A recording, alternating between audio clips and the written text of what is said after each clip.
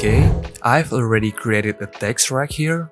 You can make it by your own using text tool right here. And after that, we can right click the text layer and then we can choose convert to shape.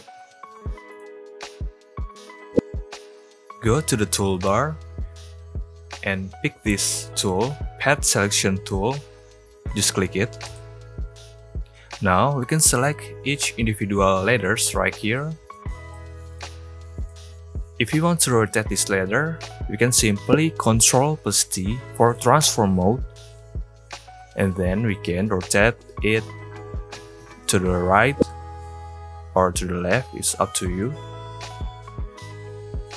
And click another letter, Ctrl+T again, and rotate it right. If you want to change the size, we can click any letter and Ctrl+T again. Just drag it up to make it bigger, or drag it down to make it smaller. Okay, like this. Enter. And the last thing, we can flip this letter.